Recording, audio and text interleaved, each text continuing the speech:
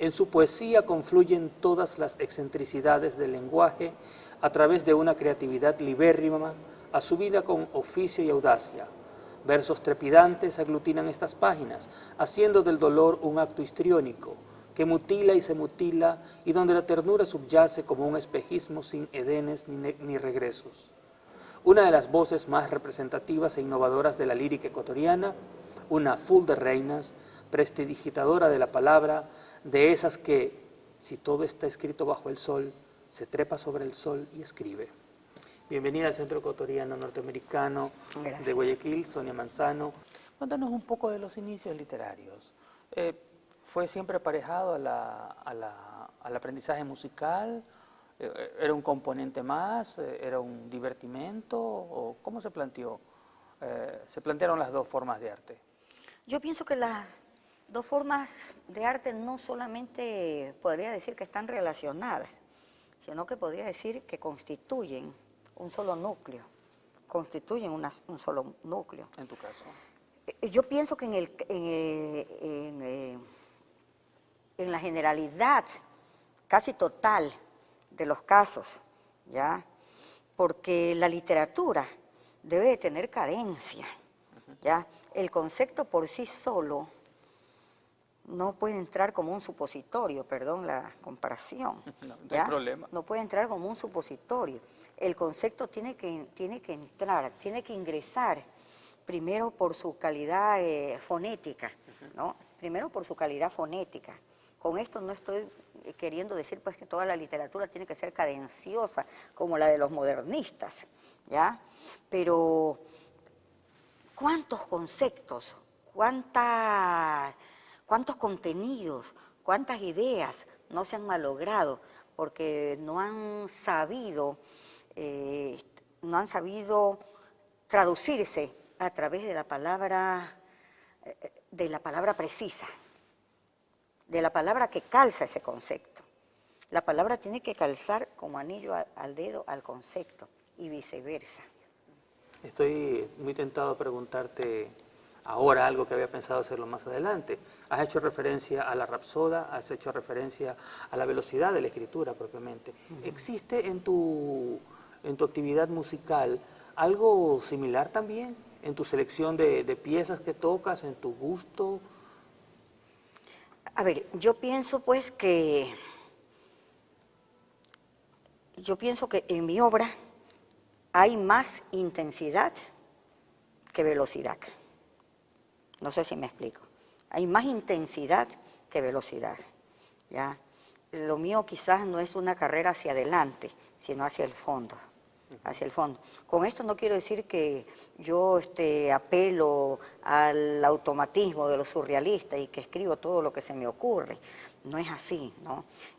Yo apelo a mis universos referenciales, y hay algo que me dicta cómo tengo que organizar estos elementos, cómo tiene que ser este universo, ya en forma definitiva, ¿no? Pero me preocupa el hecho, pues, de que el resultado no sea orgánico en el aspecto conceptual. Entonces ahí viene pues la labor el pulimento de la obra, el pulimento, la observación. Mis productos finales no son necesariamente, pues los iniciales, ¿no? Para llegar a ese producto final he tenido que seguir un largo proceso de escritura, Quizás pues las mismas piezas, ¿no? Pero dándole diferente orden. Es posible que llegue al orden primero, pero me gusta que este proceso pues observe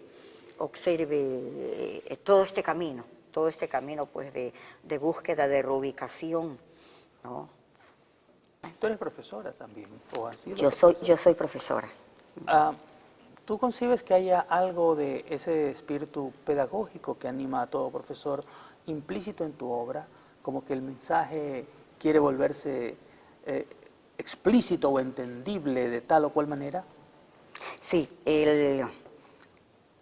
aunque yo considere que mi obra es rapsódica y caótica, yo soy muy lógica. Y yo observo que en muchos discursos falta lógica, en muchos discursos falta lógica. No tiene que haber una lógica contundente, pero tiene que haber un mínimo de lógica para que el meollo, ¿cómo pudiéramos decir? La esencia, lo medular del poema salte a la vista y llegue al lector, salte a la conciencia y llegue al lector, ¿ya? Entonces yo sí empleo lógica y empleo pues las palabras o empleo los conceptos que puedan llegar a ser asimilables un momento, pero no estoy pensando en el lector masa, no pienso necesariamente en el lector masa. A veces pienso en el lector masa, ¿ya? Depende de si hay una intención de tipo social dentro de mi poesía, pero pienso sobre todo en el lector especializado, ¿no? Hay una especie de deleite de transmitir una imagen hacia aquella persona que la puede receptar, ¿ya? Que la puede receptar. Quizás no de la manera así como yo se la transmito, pero que pueda llegar a sentir, ¿no? Parte de mi conmoción interna, de la conmoción interna que yo tuve cuando elaboré, cuando configuré esa imagen, que pueda receptar esa sensación. Quizás no tanto el concepto, pero sí la sensación. ¿Cómo tú te ves en relación a las poetas contemporáneas tuyas? Hay discursos sumamente respetables, hay discursos sumamente respetables. Ahora, yo lo que creo es que ha habido algo quizás de timidez, algo que podría llamarse falta de audacia, algo que podría ser calificado como un no atreverse, no atreverse. En mi caso, esto no ha sido así. Curiosamente, en mi vida cotidiana, yo soy una mujer un tanto tímida, con cierta dificultad para relacionarse socialmente. Pero en lo que se refiere a mi escritura, he sido una fiera desatada, que pese a ello, todavía no se ha atrevido a todo aquello que hubiera podido atreverse, ¿ya? Pero ¿estás pensando en algo en concreto cuando dices eso? estoy pensando en que tengo que sacarle el jugo a los años que me quedan y también pues aprovechar que todavía las neuronas como que tienen algo de sus bombillos prendidos, ¿ya? Para hacer una obra que realmente tenga peso, una obra que trascienda, en primer lugar que trascienda a mi discurso, a lo que yo ya he hecho dentro de la literatura. Entonces creo, volviendo a esto del principio de tu pregunta, yo pienso que he sido una persona audaz, que me ha atrevido, que he dicho todo aquello que sentía, no todo aquello, he dicho mucho de lo que he podido decir, pero todavía falta. Yo vi a Ofelia flotando por el río.